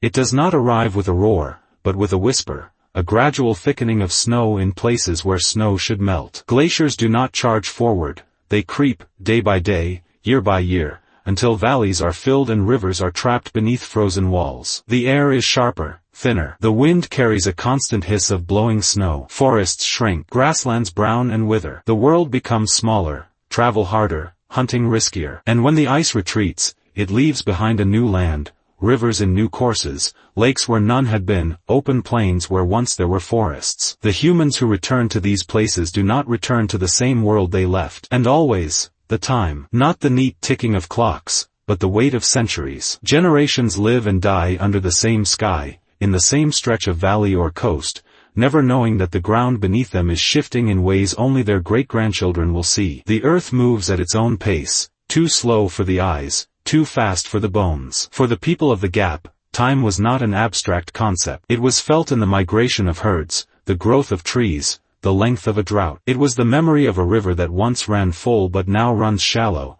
the recollection of a hunting ground that is gone. It was passed in stories and habits, in the routes taken each season, in the knowledge of when to move and when to stay. Ash, ice, and time, these were not background conditions. They were sculptors, shaping the human experience. Ash thinned the herds and forced diets to change. Ice cut off routes, created new refuges, and erased others.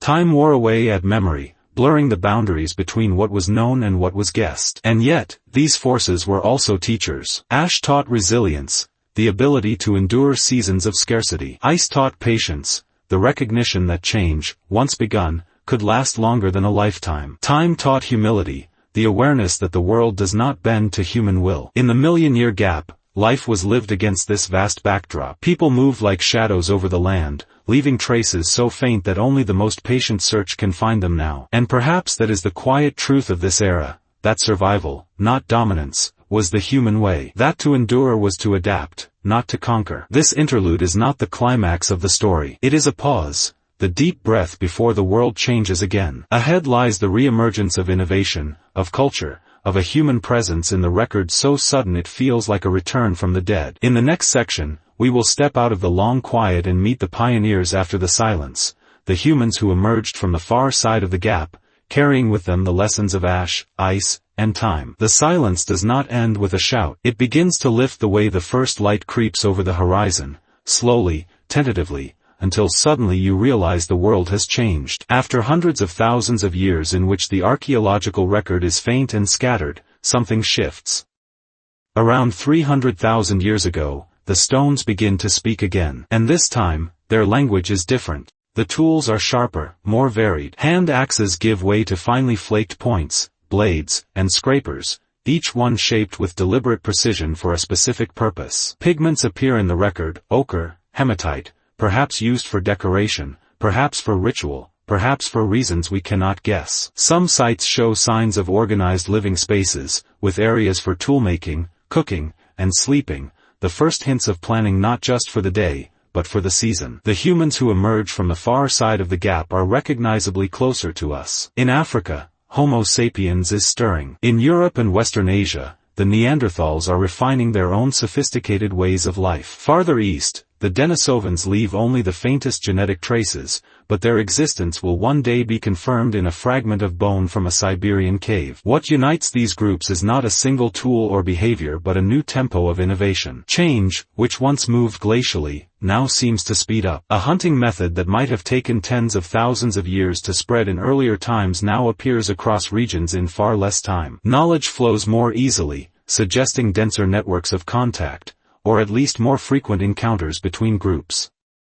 This is not a sudden revolution, but it is a turning point. The people of this era are the heirs of the gap's lessons: adaptability, resilience, cooperation. Their tools are the direct descendants of those carried through ice, ash, and scarcity, but honed by generations of trial and error. Their bodies bear the genetic signatures of survivors, shaped by countless gambles won and lost. We cannot know their thoughts, but we can read their actions. In some sites, we find evidence of hunting large game in coordinated groups, driving animals into traps or over cliffs, a strategy that requires planning, communication, and trust. In others, we see signs of food processing, grinding stones, heated rocks for cooking. These are not just acts of survival, they are steps toward mastery over the environment. And there are hints, just hints, of something more. The ochre could have been used to mark skin, tools, or shelter. Arrangements of stones and bones may have been purely practical, or they may have held symbolic meaning. We tread carefully here. The desire to see ourselves in the past is strong, but the possibility that symbolic thought was taking root cannot be ignored. Physically, these humans are varied. Homo sapiens in Africa are beginning to show the fully modern anatomy we recognize today: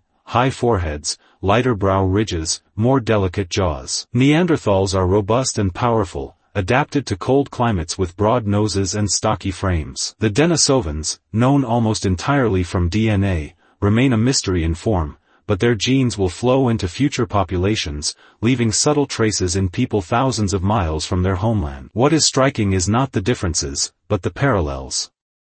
Across continents, humans are solving problems in similar ways, refining tools, expanding diets, exploring new territories. This suggests that the survival strategies forged in the gap were not isolated accidents, but universal responses to the challenges of a changing world. One can imagine what it might have felt like to be alive then. The land is still dangerous, the climate still unpredictable, but there is a new confidence in the air. Fires burn brighter and more consistently. Hunts end more often in success. Camps grow slightly larger, their inhabitants staying together longer before splitting apart. The world is still harsh, but it is becoming a place humans can shape rather than simply endure. It is tempting to see this as the beginning of a march toward the present, but that would be a mistake. Extinction still waits in the wings, for species, for groups, for lineages. The gap's long shadow has not vanished, it is simply receding. The lessons learned in its darkness remain vital, because the dangers it taught humans to survive still exist. But there is also something undeniably new in this moment. It is as if humanity has stepped out of a long night into a dim but growing dawn. We can see them, in the stones they shaped, in the pigments they ground, in the places they chose to live, and in seeing them, we can see the thread that connects us. The pioneers after the silence are not our ancestors alone. They are our cousins, our rivals, our collaborators in the great experiment of survival. They are proof that the million-year gap was not a void, but a crucible, one that forged humans capable of more than endurance. Capable of imagination. In the next section, we will follow that imagination into the realm of memory and myth. We will ask whether the stories of floods, darkness, and fire, handed down through millennia, might be faint, distorted echoes of the gap itself. Long before writing, long before carved symbols or painted walls, there were stories. They did not live on paper or stone. They lived in the breath and memory of those who told them, passed from parent to child, elder to hunter, wanderer to camp. Around the fire, beneath the stars, in whispers at the edge of sleep, this was the first library. We often think of myth as invention, but myth can also be memory, worn and reshaped by the centuries. In the million-year gap, when nothing was written, stories were the only way to remember anything beyond a single lifetime. And if an event was strange enough, terrible enough, or wondrous enough, it might be told again and again until it became a truth no one had personally seen but everyone knew. Some anthropologists believe that certain myths recorded in the last few thousand years may preserve fragments of much older experiences. Myths of a world-destroying flood, found on every inhabited continent,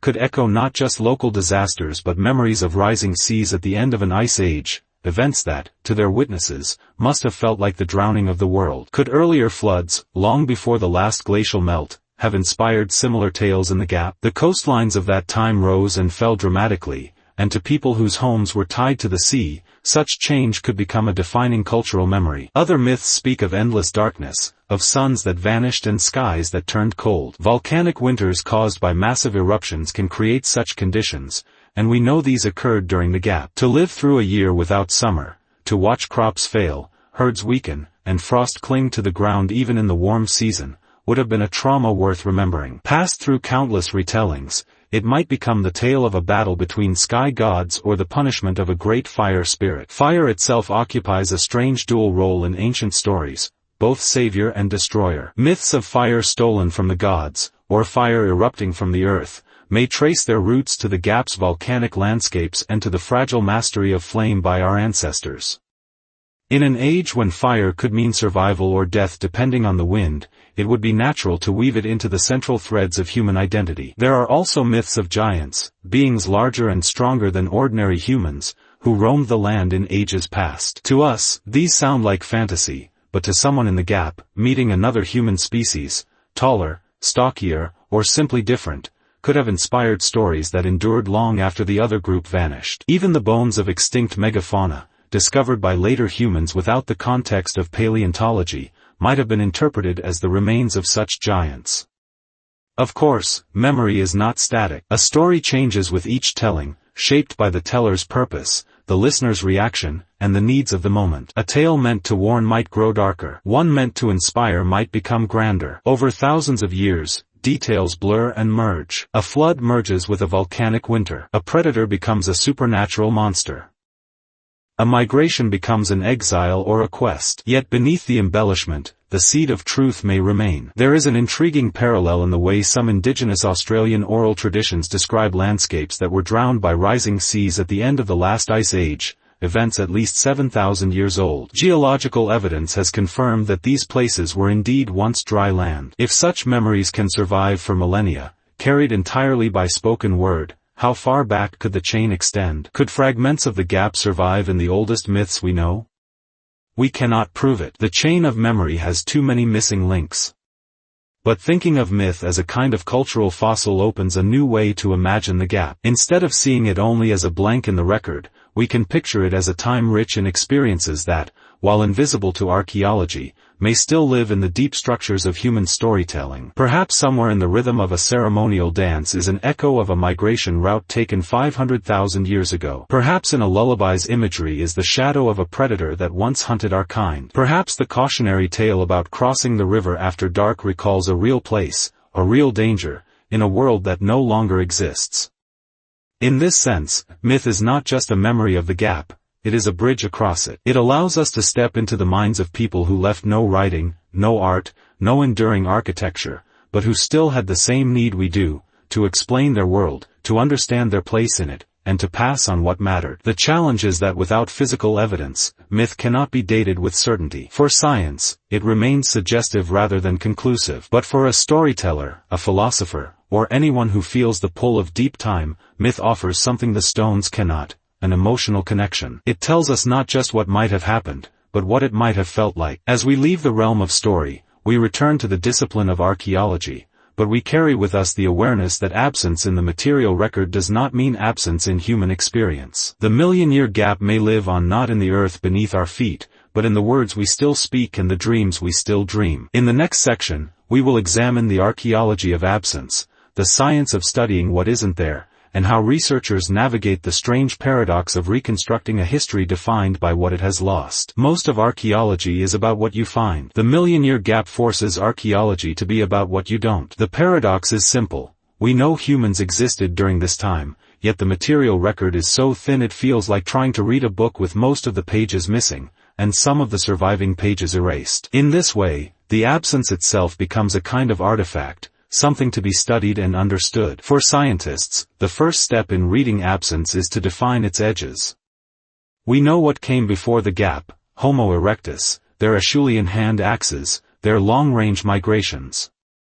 We know what came after: Homo sapiens, Neanderthals, Denisovans, and the burst of cultural and technological complexity we can still see today. Between these two boundaries lies the void, and by comparing what's on either side, we can begin to guess at what's missing. But the guesswork is methodical. Archaeologists use a mix of indirect evidence and environmental context to fill in the blanks. Sediment layers can reveal climate patterns, suggesting why certain areas might have been abandoned or uninhabitable. Fossilized pollen can reconstruct ancient vegetation, telling us what food sources were available. Animal bones, even without human tools beside them, can show patterns of hunting or scavenging if they bear cut marks or deliberate breakage. The problem is that absence can be misleading. A site with no tools might mean humans were never there. Or it might mean humans were there but left no durable artifacts. Or it might mean they left artifacts that were destroyed, buried too deep to find, or carried away by water or wind.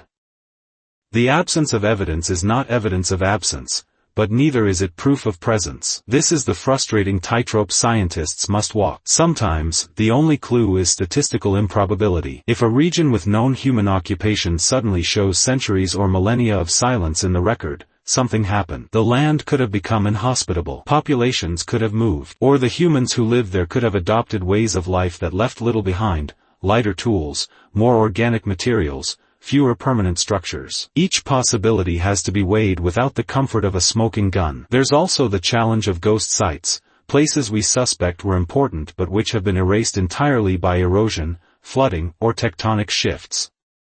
Many of these are along ancient coastlines, now far underwater. Others may be buried under thick layers of younger sediment, hidden until erosion, construction, or chance reveals them. In this sense, much of the gap is literally out of reach. And yet, absence has its own data. The scattered artifacts we do find, a blade here, a flake there, are mapped meticulously, their locations plotted against ancient climate reconstructions, known migration corridors, and resource distributions.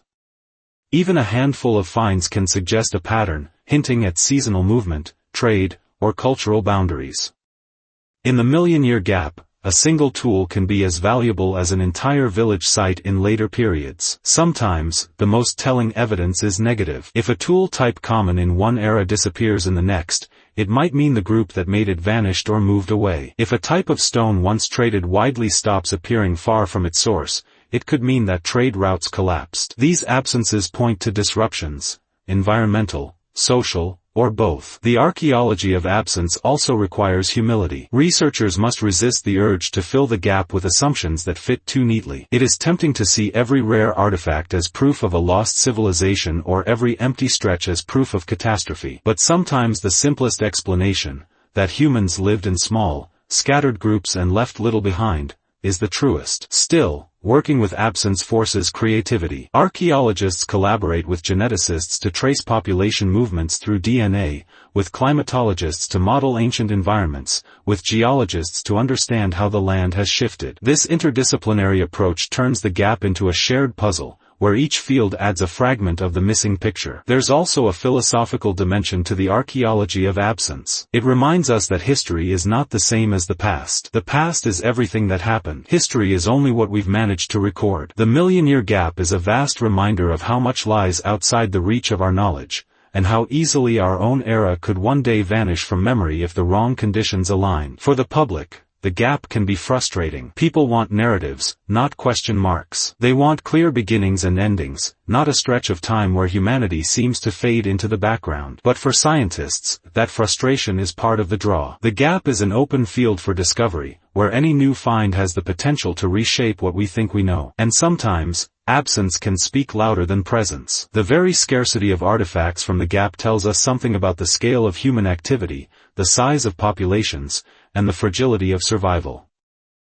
It tells us that humans were not always the abundant, world-shaping force we are today. There was a time when our presence was faint enough to vanish almost without a trace. The work continues. New technologies, like ground-penetrating radar and deep-sea exploration, promise to reach places that have been hidden for hundreds of thousands of years.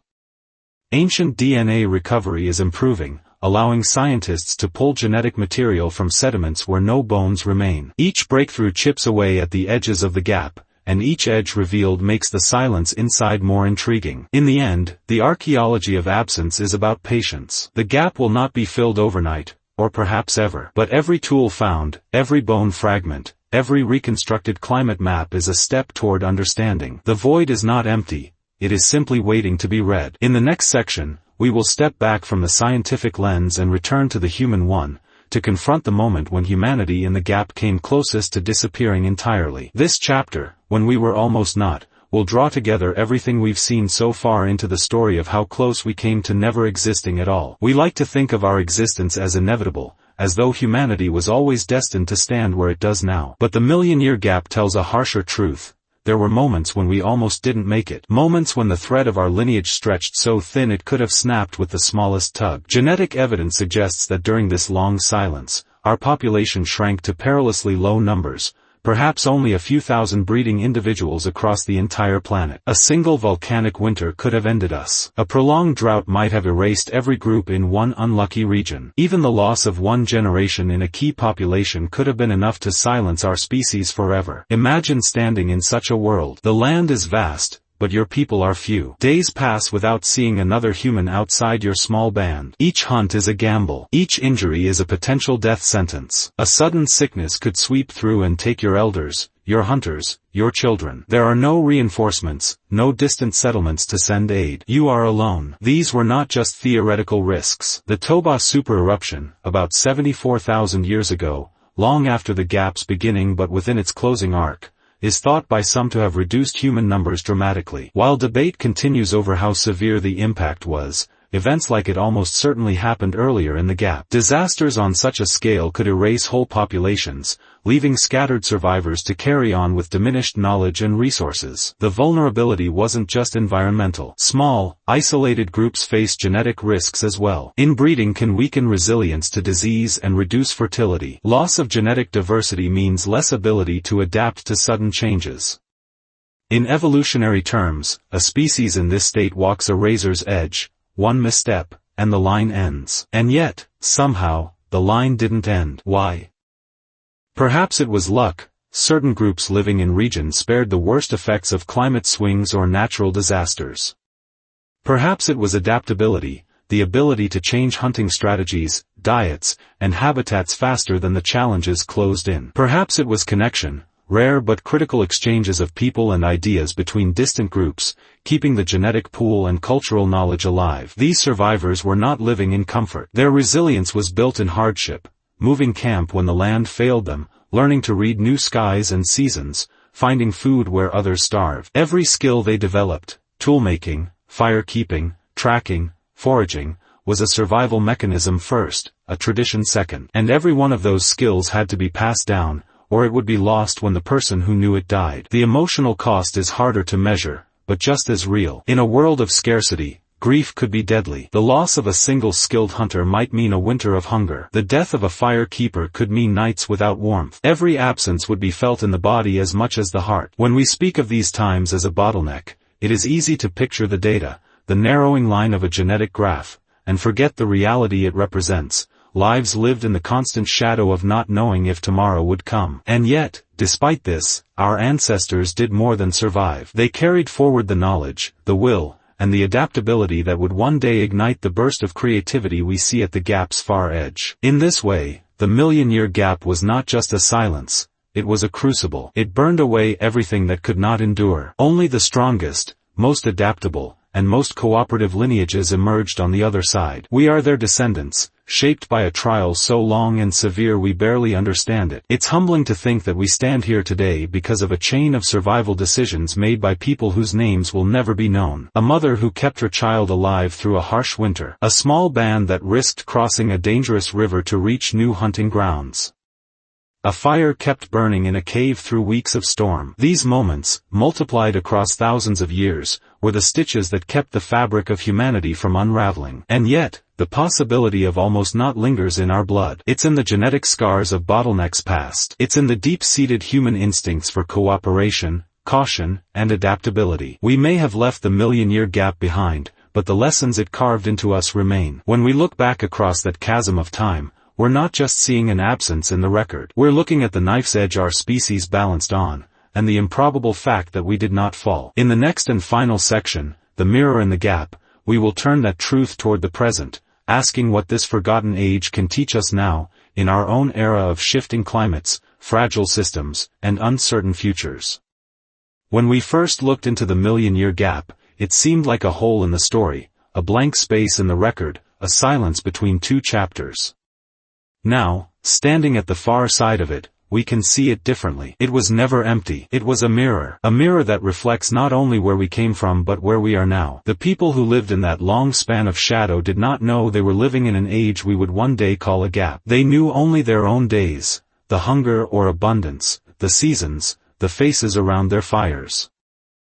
They were not working toward some grand destiny, they were surviving one choice at a time. And yet, in doing so, they shaped the humans we became. We often measure progress in inventions, monuments, written records. By that scale, the gap looks like stasis. But the truth is subtler. The gap honed the invisible qualities, adaptability, cooperation, resilience, without which the later bursts of culture and technology would never have been possible. It is the quiet work beneath the surface that makes the visible flourish possible. The mirror also shows us fragility. We tend to think of humanity as unshakable now, a force so large it bends the planet to its will. But in the gap, we were almost gone, reduced to scattered pockets, our survival balanced on the edge of chance. It doesn't take much imagination to see echoes of that precarity in our own age, shifting climates, dwindling resources, the fragility of systems we depend on but rarely question. The difference is that now, the threats we face are not entirely indifferent forces of nature. Many are of our own making. The lesson the gap offers is not just that survival is possible,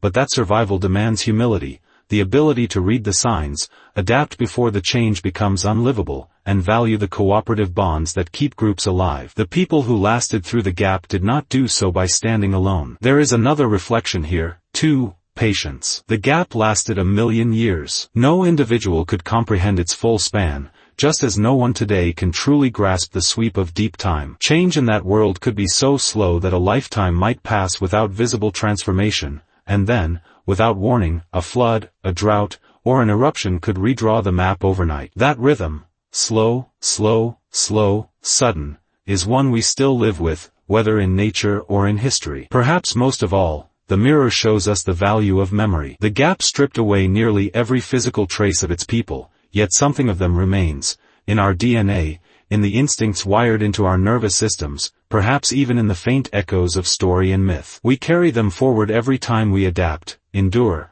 or imagine beyond the limits of our present moment. In the archaeological record, the gap is a darkness between two pools of light. But the darkness is not empty, it is filled with lives, decisions, triumphs, and losses.